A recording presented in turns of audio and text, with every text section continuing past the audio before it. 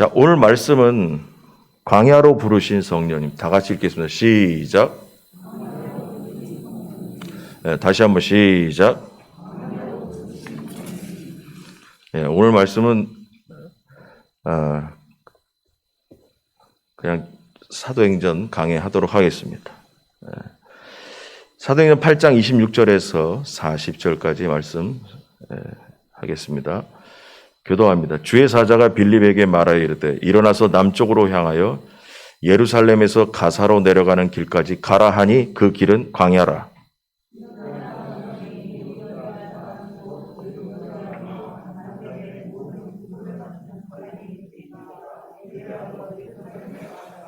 돌아가는데 수레를 타고 선지자 이사야의 글을 읽더라.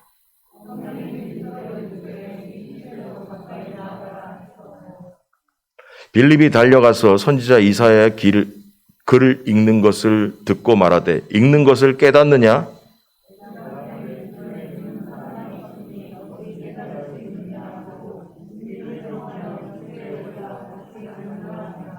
읽는 성경 구절은 이것이니 일렀으되 그가 도살자에게로 가는 양과 같이 끌려갔고 털 깎는 자 앞에 있는 어린 양이 조용함과 같이 그의 입을 열지 아니하였도다.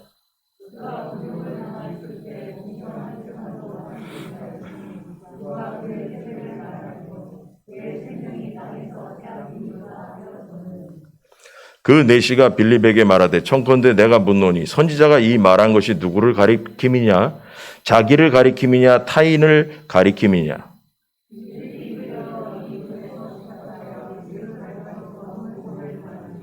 길 가다가 물 있는 곳에 이르러 그 내시가 말하되 보라 물이 있으니 내가 세례를 받음에 무슨 꺼리낌이 있느냐?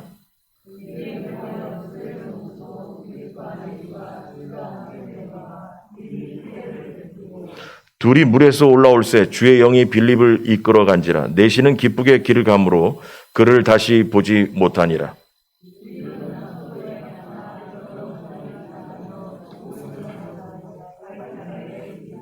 아멘.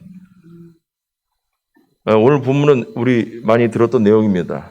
빌립 집사가 광야에서 이디오피아 여왕 간다게의 내시로 있는 사람을 광야에서 만나서 세례를 주고 예수 그리스도를 영접하게 했다라는 이야기입니다. 그래서 오늘 이 이야기는 희한한 얘기나 마찬가지인데 우리 지난주에 배운 것처럼 빌립은 하나님께서 쓰시는 사람 어떤 사람이냐? 뭐 여러 가지 얘기했지만 거기서 고정관념에 매여 있지 않는 사람 그거 쓰신다고 했습니다. 그래서 이스라엘의 모든 사람들 예수 그리스도를 믿는 초기 기독교인들은 예루살렘 안에서 유대인만 예수 그리스도를 영접하려고 그랬어요. 예수님은 땅끝까지 가라고 했죠.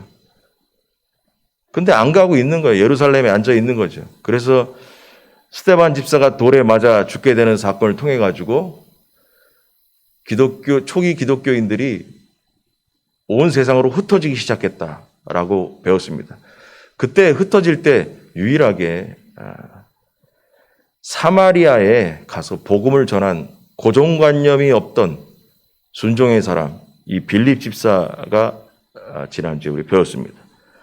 그래서 이 자기 고집이나 주장이 아닌 그 사마리아 사람들을 배척했던 그 시절에 유일하게 사마리아에 가서 복음을 전한 이 빌립 집사.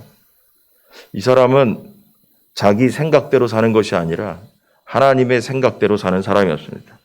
그래서 하나님은 빌립을 사용했습니다. 그래서 빌립은 아무도 가지 않던 사마리아에도 복음이 들어가야 한다는 성령님의 감동으로 복음을 전하러 가게 됩니다. 그리고는 이 빌립 집사를 통해서 사마리아 성이 복음화되기 시작했습니다. 그러자 예루살렘 교회 사도들이 회의를 했습니다. 빌립 집사가 사마리아에 가서 복음을 전한다고 하는데 문제는 성령의 임재가 없다더라. 그래서 회의 가운데 베드로와 요한을 보내서 빌립 집사가 있는 사역하는 그 사마리아에 가서 안수하자 성령께서 내려오기 시작했다라고 얘기가 나왔습니다. 근데 그게 지난주까지 배운 내용인데 그때 그럼 빌립 집사는 뭐 했냐? 빌립 집사는 복음을 전했고 사도들 베드로와 요한이 와서 성령의 체험을 하게 하고 그때 빌립 집사는 또다시 하나님의 음성을 듣고 오늘 본을 보니까 주의 사자가 나타났다고 해요. 주의 사자의 지시를 들었다. 주의 사자가 천사로 이제 나옵니다. 그 천사가 나타나서 또 한 번 복음을 위해서 땅끝을 향해 이동시키기 시작합니다. 그것이 바로 오늘 본문에 나와 있는 가사 광야로 가라고 지시했습니다. 가사는 지금 복음을 전하는 사마리아에서 100km 정도가 떨어져 있다고 합니다. 이 먼 거리를 걸어서 이동을 하러 천사가 지시한 가사 광야를 향해서 빌립 집사가 출발하기 시작합니다. 오늘 본문의 내용은 엄청난 감동의 이야기입니다. 감동의 이야기라는 거예요. 왜 그러냐? 이디오피아에서 온 넷이, 그 흑인 넷이 한 사람을 위해서 하나님께서 빌립 집사를 움직이기 시작했다라는 것이죠. 빌립 집사는 아무도 주목하지 않았던 사마리아 땅을 봤던 사람이고 그곳에 복음을 전함으로 복음의 새 역사를 이루었던 최초의 인물입니다. 하지만 하나님은 그것에 만족하지 않으시고 빌립에게 새로운 사명을 또 주셨습니다. 그래서 하나님은 빌립에게 광야로 가라고 명령하셨습니다. 광야는 사마리아와 완전히 다른 땅입니다. 오늘 이 본문의 포인트는 광야입니다. 광야. 그래서 제목도 광야로 보내신 하나님에 대해서 우리가 은혜를 나눌까 합니다. 자, 그러면 이 본문을 보면서 광야에 대한 묵상을 우리가 해보겠습니다. 1번, 광야도 가야 합니다. 다 같이 시작. 다시 한번 시작. 여러분, 광야는 아무것도 없는 곳입니다. 이스라엘의 광야는 나무도 없습니다. 물도 없습니다. 모래 같지만 모래 같지도 않은 먼지 나는 그냥 땅입니다. 그냥 사막 같은 곳입니다. 고요와 침묵만이 흐르는 땅입니다. 그런데 히브리어로 광야라는 말은 말씀이라는 말과 어근이 같아요. 그래서 그런지 광야는 하나님의 말씀이 잘 들리는 장소고 하나님의 말씀은 광야에서 구약에 보니까 많이 선포되었더라 이거죠. 또한 하나님의 말씀을 듣기 위해서 의도적으로 광야로 나갔던 사건들도 있고 또 광야는 성경에 보면 선지자와 제자들의 훈련 장소였습니다. 광야는 기도를 위한 장소고 영성을 증진시키기 위한 묵상의 장소이기도 했다라는 것입니다.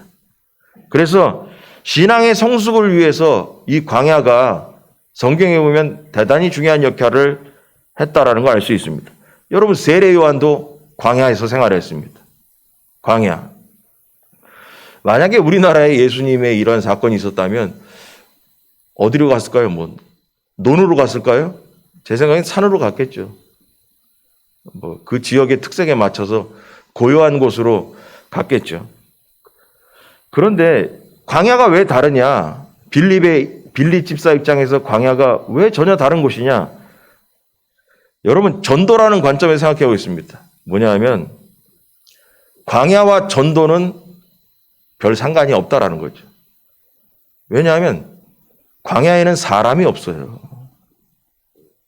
광야에는 사람이 없다라는 거예요. 여러분 사람이 있어야 전도도 하는 거 아니겠습니까? 우리의 생각으로는 전도하러 광야로 가지 않습니다. 여러분 우리 생각으로 우리나라의 실정에 맞추면 전도하러 산속으로 들어갑니까? 안 들어갑니다. 전도하러 어디로 갑니까? 도시로 가고 사람이 있는 곳으로 가죠. 근데 오늘 본문은 빌립 집사에게 전도하러 광야로 가라는 거예요. 사람이 많은 곳에 전도하러 가야 하고 그래야 뭔가 열매라도 나올 것으로 생각이 우리는 드는데 하나님은 우리의 생각과 다르게 한 생명을 구원하기 위해서 사람이 없는 광야로 가라는 것입니다. 그럼에도 성령님은 빌립에게 이해되지 않는 명령을 내리셨고 빌립을 사마리아 땅으로 보냈던 성령께서 이번에는 광야로 가라고 명령하셨다라는 거죠. 여러분, 얼마나 답답한 지시입니까? 사마리아는 사람이라도 있습니다. 그런데 사람이 없는 광야로 가라고 하십니다. 그리고 100km나 떨어져 있습니다. 지금처럼 뭐 버스가 있습니까? 뭐 차가 있습니까? 기차가 있습니까? 없습니다. 짜증나고 이해가 안 되는 지시입니다. 그러나 빌립은 이 명령에 즉각적으로 순종하고 광야로 가기 시작했습니다. 그 결과 빌립은 이사야서를 읽고 지나가고 있던 이디오피아 내시를 만났고, 그리고 지나가다가 물가에 다다르자 세례를 주었습니다. 그래서 성경에서 땅끝까지 이르러 증인된 삶을 최초로 한 사람은 바로 뭐냐? 빌립 집사입니다. 아무도 안 가던 땅끝 사마리아 성을 빌립 집사 혼자 갔습니다. 그리고 뭐냐면 계산적으로 맞지도 않는 사람이 없는 곳 광야로 빌립 집사가 또한 갔습니다. 그리고 이디오피아 내시를 전도하고 세례를 주고 그가 본국에 돌아가서 복음을 전하는 사람으로 만든 사람이다라는 것입니다. 빌립은 정말 대단한 사람이에요. 지난주에 배운 하나님께서 쓰시는 사람은 고정관념, 자기 주장과 생각이 없는 사람을 하나님을 쓰신다고 했습니다. 오늘의 본문을 정리하면 하나님은 또 어떤 사람을 쓰시냐? 즉시 순종하는 사람을 쓰십니다. 광야로 가라고 했을 때 전 못 갑니다. 광야에 제가 뭐라고 하겠습니까? 했더라면 하나님 안 쓰시죠. 그래서 즉시 순종하는 사람, 이해가 안 돼도 순종하는 사람을 하나님은 빌립을 통해 역사하셨다는 것입니다. 할렐루야. 여러분, 이걸 통해서 우리는 알아야 돼요. 내가 하나님의 쓰임받고 싶은 사람이 된다면 즉시 순종할 수 있는가? 또 이해가 안 돼도 순종할 수 있는가? 여기에 걸려 있다는 것입니다. 여러분, 만약에 빌립이 불순종했다면 어땠을까요? 예를 들어서 성경에 그 불순종했던 선지자 있어요? 요나 있습니다. 요나는 하나님의 명령을 어기고 니느웨로 가라고 했지만 니느웨의 반대 방향으로 도망을 가버렸습니다. 하나님은 니느웨 성의 사람들을 전도하라고 보냈습니다. 한마디로. 회개하라고 보냈죠. 그 말이 전도하러 보낸 겁니다. 심판에서 구원하라고 보내셨습니다. 그런데 그 지시는 요나에게 이해가 안 되는 얘기였어요. 왜냐하면 니느웨는 이스라엘을 평소에 공격해대고 하는 적군들이에요. 그래서 요나 입장에서는 하나님한테 심판받아서 저것들 죽는 게 더 낫겠다. 저것들을 뭐하러 구원하러 가나. 여러분, 이런 거예요. 여러분, 마찬가지 일 있잖아요. 우리나라 기독교인들이 북한은 우리의 적과 같은데, 아니 저런 사람들 그냥 구원받지 않고 그냥 망해버리면 좋지 않게. 아니에요. 하나님은 한 사람이라도 지옥에 떨어지기를 원하지 않으신다는 거죠. 이게 복음의 원리인 거예요. 그래서 요나는 이해가 안 됐죠. 순종하기 싫었어요. 의도적으로 하나님의 명령에 불순종했습니다. 여러분, 전도는 가장 귀한 일이지만 때로 우리의 고정관념과 고집 때문에 큰 도전에 직면하게 됩니다. 빌립의 순종은 한 사람을 구원했지만 요나의 불순종은 자칫하면 니느웨 성 사람들이 다 멸망으로 들어갈 뻔한 사건이었습니다. 이렇듯 이 본문을 보면 전도에도 순종이 중요하다는 것입니다. 즉시 순종해야 됩니다. 이해가 안 돼도 순종해야 됩니다. 복음이 필요하지 않을 것이라고 생각하는 대상도 만나야 된다는 것입니다. 이 얘기입니다. 복음이 필요하지 않은 대상이라고 내가 생각이 들지라도 하나님께서 만나라 하면 만나야 된다는 것입니다. 그곳이 바로 우리의 땅끝입니다. 우리가 볼 때 저 사람 천국 갈 사람 절대 안 돼. 저런 사람에겐 복음을 전해줄 가치도 없어라고 내 고정관념으로 생각하는 것이 아니라 하나님께서 만나라 하시면 즉시 순종해야 된다는 것입니다. 주님은 우리에게 땅끝까지 가서 증인이 되라고 하셨습니다. 여러분, 빌립 집사는 계산하지 않았습니다. 우리도 내 생각으로 판단하지 말고 복음을 위해서 하나님의 지시에 따라 순종하는 여러분이 되길 주님의 이름으로 간절히 축원합니다. 그래서 우리가 살면서 광야같이 가고 싶지 않은 곳, 광야같이 수지타산이 맞지 않는 곳, 내 생각으로 막아버리지 말고 광야라도 우리는 가야 하는 줄 믿으시 바랍니다. 자, 2번. 광야에도 하나님의 계획은 있습니다. 다 같이 시작. 다시 한번 시작. 네. 여러분, 하나님은 의미 없는 명령은 내리시지 않습니다. 아무 생각 없이 뭘 지시하거나 하시지 않는다라는 얘기예요. 하나님이 빌립에게 광야로 가라는 명령을 내리실 때는 다 계획이 있다라는 것입니다. 말씀대로 순종한 빌립 앞에 하나님이 준비한 한 사람이 있었습니다. 이디오피아의 내시. 그 사람은 복음에 대해서 마음이 열려있던 이디오피아 내시였습니다. 그래서 설교 준비하면서 이디오피아 내시 별로 관심도 전에 없다가 요번에는 도대체 이디오피아 내시에 대해서 한번 공부를 해봐야겠다 싶어서 여러 군데를 뒤적거리면서 이제 찾아봤습니다. 이디오피아의 내시에 대한 이야기가 어디 있을까? 그럼 성경에 대한 얘기는 이거밖에 안 나왔으니까 그러면 성경 외에 나온 얘기들은 다 전설 따라 삼천리 같은 얘기죠. 전설이죠, 전설.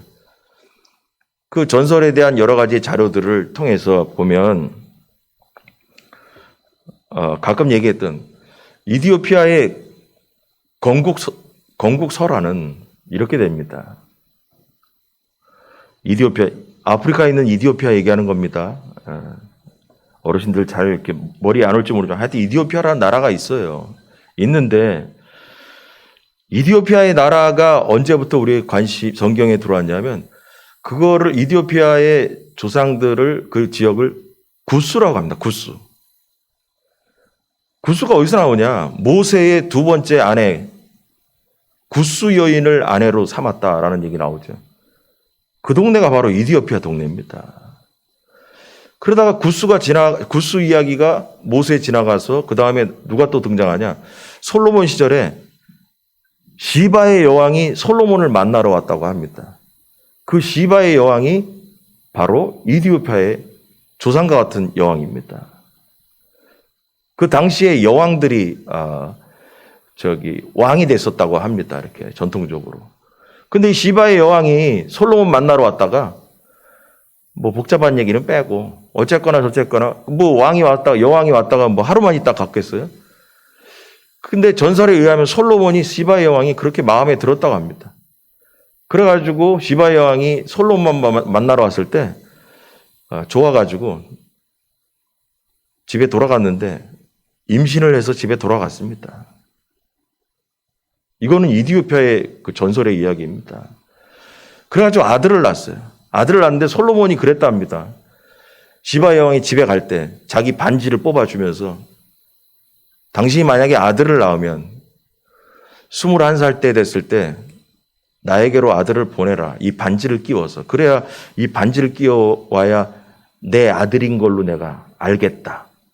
그 시바 여왕이 집에 가가지고 애를 낳습니다. 그 아들을 낳아가지고 나중에 그 아들이 커서 21살 시절에 아버지 찾아서 이제 간 거예요. 솔로몬을 만나러 왔다는 거죠.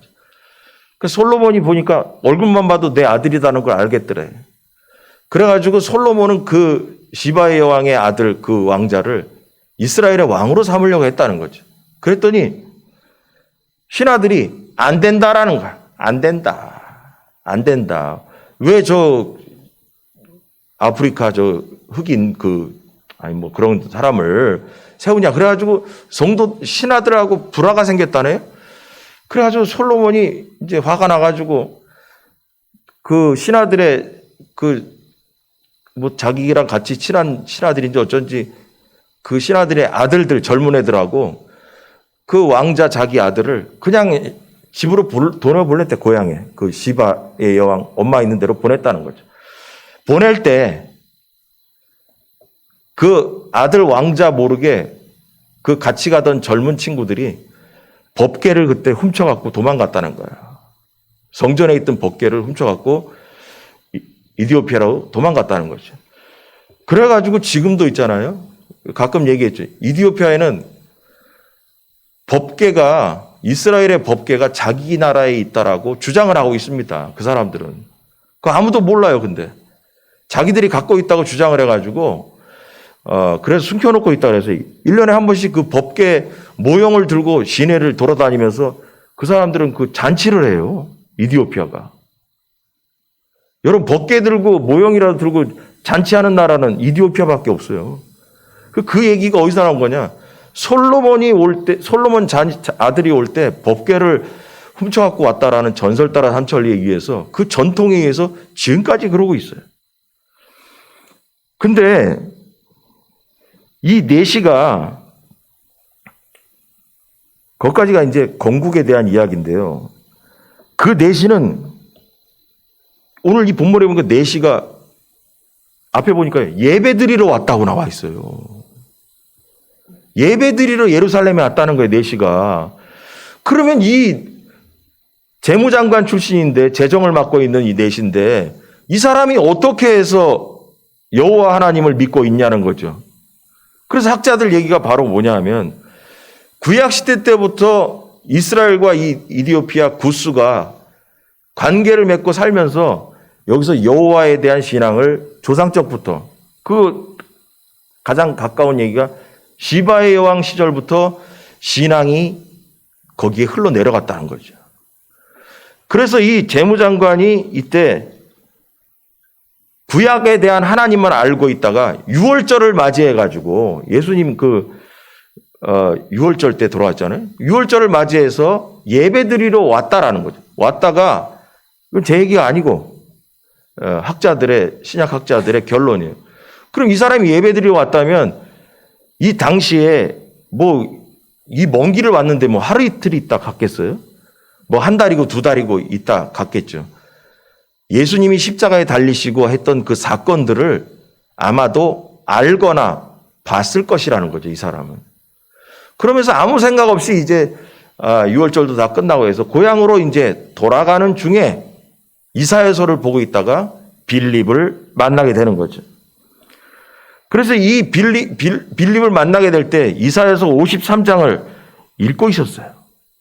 이사야서 53장에 예수 그리스도에 대한 이야기가 나오고 있었다는 거죠. 그래서 빌립이 그걸 보고선 마침 그것도 하나님의 역사죠. 하나님께서 그 이사야서를 보게 하는 그 순간에 빌립 집사를 만나게 하죠. 그래서 야, 너 이거 읽어보면서 무슨 뜻인지 알겠냐 했더니 모르겠다. 그래서 빌립 집사가 이 이사야서를 읽는 그 내용을 보면서 이게 바로 예수 그리스도에 대한 이야기다. 이렇게 해서 이 내시가 이 얘기를 듣고 이디오피아 최초의 예수 그리스도를 영접한 1호 인물이 된다라는 거죠. 그러면서 지나가다가 물가에서 물세례를 받고 이제 가게 됩니다. 그리고 나서 결국 또 신약학자들은 이렇게 얘기하는 거예요. 이 내시가 세례를 받고 돌아갔으니 이 사람은 그냥 그렇게 살다 끝난 게 아니라 이디오피아에 가서 예수 그리스도에 대한 복음을 분명히 전했을 거라는 거죠. 왜냐? 여러분, 이게 엄청난 얘기들이에요. 저도 이걸 찾아보지도 않고 그동안 아이고 4시간 그런가 보다 그냥 그러고 아무 생각 없이 살았는데 이 사람에 대한 얘기들을 쭉 학자들이 얘기한 것들을 이렇게 정리해서 쭉 이렇게 몇 가지를 통해 가지고 이렇게 정리를 해보니까 주후 330년경에 330년 지금 2022년이니까 330년에 이디오피아의 왕이 세계 역사상 최초로 기독교를 국교로 공인한 나라가 이디오피아입니다. 놀라운 얘기죠. 여러분, 이 예수 그리스도 사건 이후에 한 300여 년 동안 지나면서 이디오피아가 기독교 국가가 됐다라는 거예요. 근데 이 기독교 국가를 이루게 한 첫 번째 인물이 누구냐? 여왕 간다게의 넷이었다라는 거죠. 이 사람 한 사람이 들어가 가지고 300년 후에 그 복음의 씨가 떨어져서 국왕이 우리나라는 기독교가 우리의 국교다라고 선포를 했다라는 거죠. 그럼 여러분, 우리가 젊은 사람들 학교 다닐 때 로마가 기독교로 인정한 해가 몇 년이냐 어쩌고 그런 거 나오잖아요. 그게 몇 년이냐? 여러분, 주후 313년에 로마에서는 뭐냐면 법을 제정하죠. 뭐라냐면 모든 종교를 다 허용하겠다라는 게 313년이에요. 근데 로마가 나중에 기독교를 국교로 인정한 때가 언제냐? 392년이에요. 여러분, 로마보다 사도 바울이 그렇게 휘젓고 다니던 그 로마보다 6, 70년이 먼저 이디오피아가 국교로 인정했던 거라는 거예요. 저도 이거 몰랐거든요. 이 부분 때 공부를 안 해봐가지고. 별로 관심도 없었는데. 여러분, 이 간다게이 네시가 국가를 움직이는 사람이 되었다라는 거예요. 그러니까 이 사람이 얼마나 중요하다라는 거예요. 얼마나. 광야에도 하나님의 계획이 있었다라는 얘기죠. 그러니까 엄청난 얘기잖아요. 광야에 지나가던 한 사람을 전도했는데 그 한 사람이 그 먼 길을 가가지고 고국에 가가지고 아프리카 나라 중에서 유일하게 그 나라 중에 기독교를 국교로 인정한 사건이 300년 후에 나타났다는 거예요. 이 넷이 한 사람으로 인해가지고. 만약에 빌립이 하나님의 음성에 순종하지 않고 사람이 많은 도시에 머무르기만을 원했다면 빌립이 광야로 하나님께서 가라고 했을 때 광야에 뭐하러 갑니까? 더워 죽겠는데 물도 없고 사람도 없구만. 거기 가서 나 죽으라고 합니까? 나 못 갑니다. 그랬더라면 이디오피아라는 국가가 기독교 국가가 될 수 없다는 거죠. 여러분, 지금도 아프리카에서 유일하게 이디오피아 국가는 기독교 국가예요. 아프리카에 그 이슬람교가 그냥 판치고 있잖아요. 유일하게 기독교 국가예요.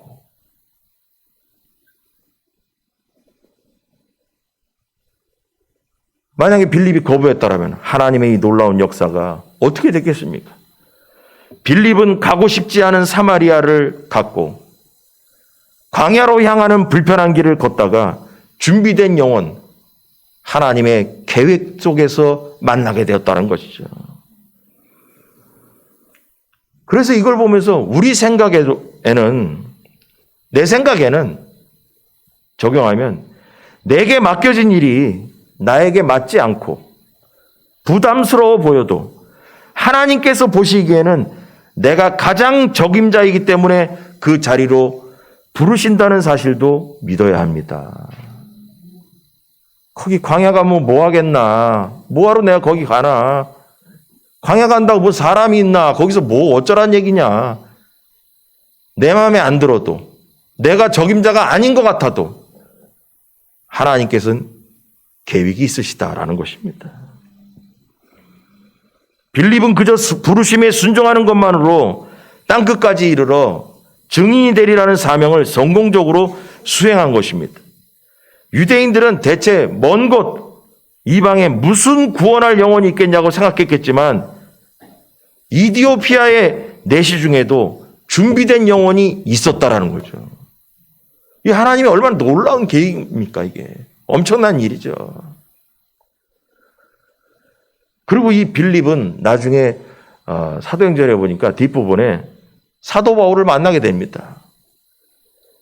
여러분 어떤 면에서 보면은 빌립 집사가 사도 바울보다 더 먼저 된 자고 더 신앙적으로 충성된 자였어요.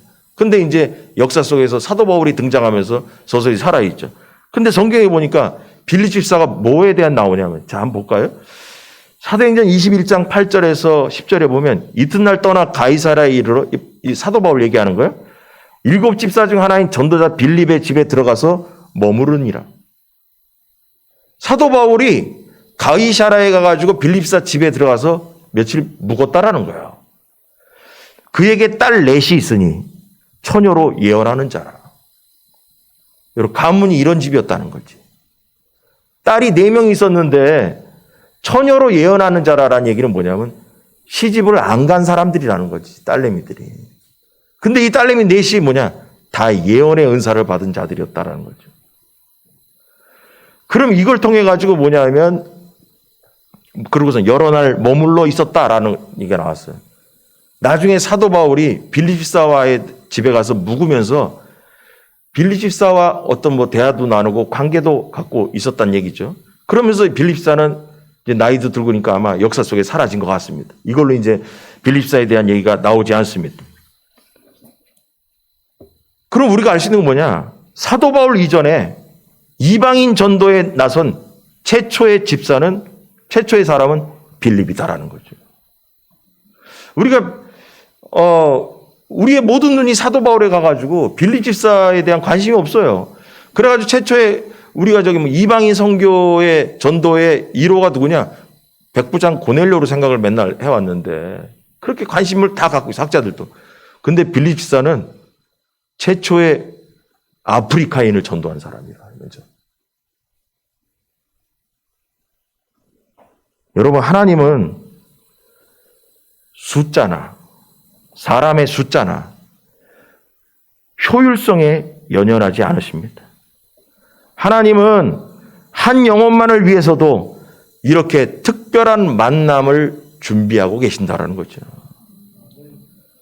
한 사람 때문에, 이 넷이 한 사람 때문에 빌립 집사를 그 고생시키면서 100km를 달려서 만나게 하셨다는 것입니다. 그 넷이 한 사람을 구원하려고 보내셨다는 거예요. 여러분, 경제성이 안 맞아요.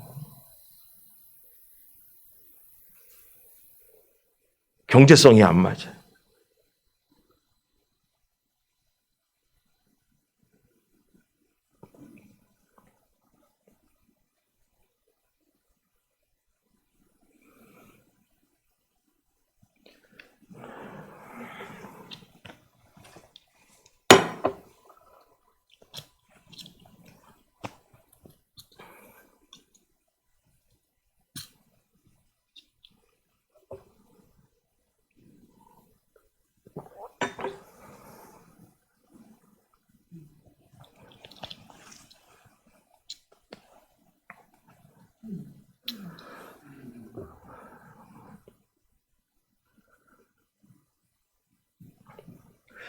저에게 지금 깨달음이 왔는데,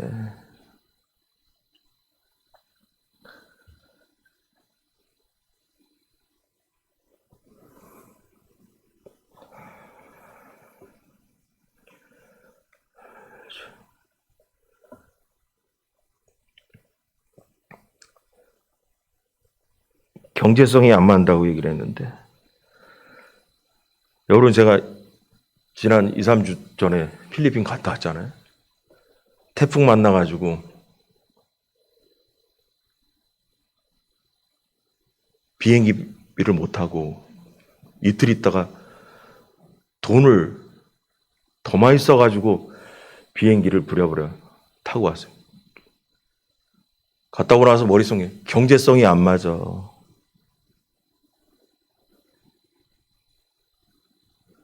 올 때도 그랬어요. 갔다 오면서 성의사님한테 내년 1월 달에 우리 교회 가는 그거 선교 장담 못 하겠다. 왜냐? 경제성이 안 맞아.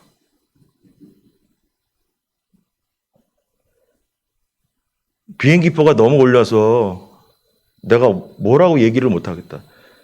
경제성이 안 맞아.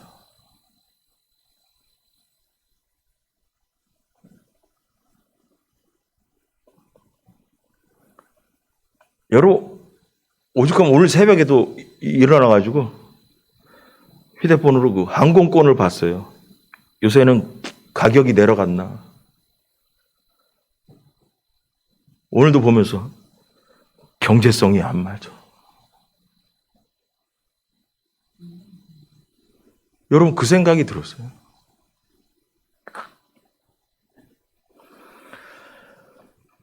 여러분, 광야에 100km를 달려서 빌립 집사를 보낼 때, 사람도 없는 그곳을 보낼 때 경제성이 안 맞아요. 가성비가 안 맞아.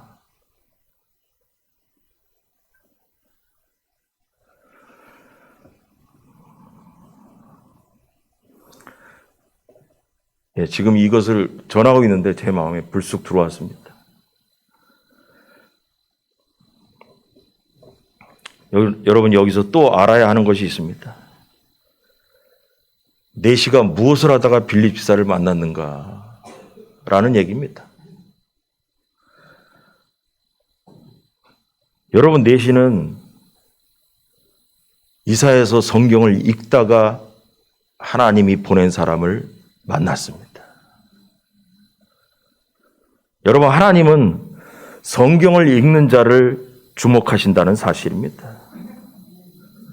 고난받는 종이 과연 누구인지 궁금해하며 성경을 살펴보고 있는 이 에디오피아 내시에게 빌립을 보내셨습니다. 여러분, 오늘날도 마찬가지입니다. 주님은 오늘도 누가 성경을 펴고 있는지 아시며 누가 말씀을 더 알려고 몸부림을 치는지에 대해서 내려다보고 계신다는 것입니다. 여러분, 그때 응답이 떨어집니다. 그때 주님의 눈이 내 뒤통수를 따갑게 내려다보고 계시다는 것을 여러분 믿으시기 바랍니다. 또 중요한 점이 있습니다. 이 본문을 묵상해보면 또 중요한 거 있어요. 뭐냐 하면 여러분, 모든 사람이 말씀을 다 이해할 수는 없어요. 이디오피아 내시도 말씀을 보기는 하지만 이해는 못했습니다. 이 말은 말씀을 읽는 사람이 읽은 것을 다 이해하지 못해도 주님은 그에게 관심이 많으신 거예요. 어떻게 우리가 성경 말씀을 다 이해하겠어요? 이디오피아 내시도 이해를 못해요. 근데 뭐냐? 읽고는 있어요. 그리고 이 내용이 누구를 얘기하는 것인가 궁금해요. 우리가 성경을 어떻게 다 알겠어요?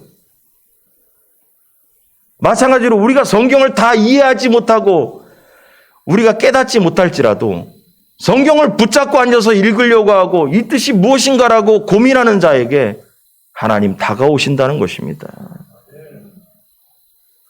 주님은 그에게 관심이 있으시고 그를 구원할 계획을 그 광야에서도 세우고 계시더라는 것입니다. 할렐루야.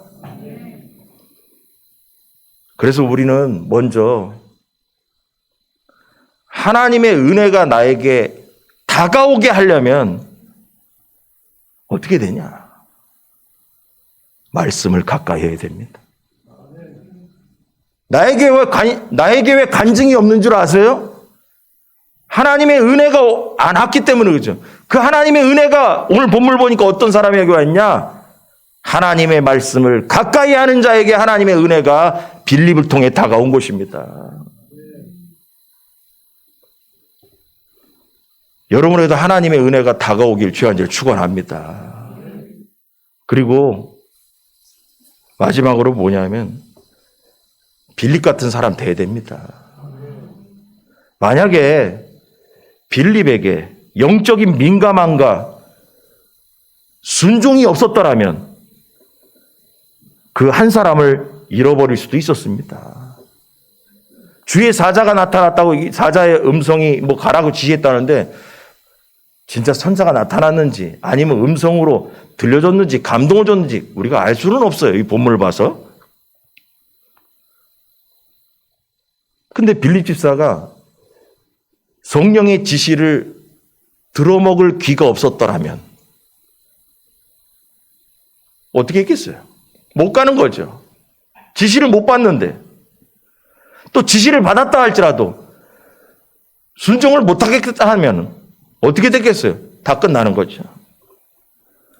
그래서 하나는 하나님의 음성에 열려있는 귀와 마음이 있어야 되고, 또 다른 하나는 뭐냐?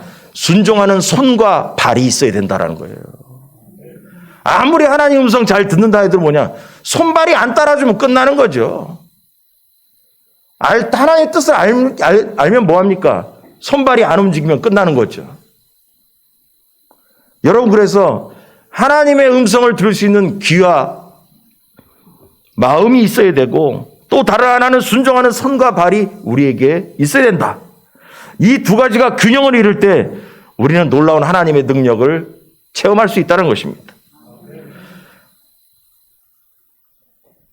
그럼 여러분은 하나님의 명령을 대할 때, 하나님의 말씀을 듣고 하나님의 명령을 대할 때 어떠한 태도를 취하고 있습니까? 내 생각, 내 고집 때문에 놓쳐버린 말씀 없습니까? 내 고집 때문에 난 광야는 못 갑니다. 난 광야는 못 갑니다. 광야까지 가는 거 수지타산 안 맞습니다. 광야 나 힘들어요. 그게 내 생각과 내 고집이죠. 그것 때문에 놓쳐버린 하나님의 뜻은 없습니까? 또 귀찮아서 미룬 적은 없습니까? 많은 사람이 이런저런 핑계와 망설임 속에서 하나님께 순종할 기회를 놓치고 순종의 복을 발로 차버리는 잘못을 많이 저지릅니다. 여러분, 광야에도 하나님의 뜻과 계획이 있듯이 하나님의 명령에는 다 뜻이 있는 줄 믿으시기 바랍니다. 빌립 집사처럼 선뜻 이해가 되지 않는 하나님의 명령에도 즉각적으로 순종하십시오. 하나님이 순종을 통해 큰 일을 이루실 것입니다. 성령께서 광야로 가라고 하실지라도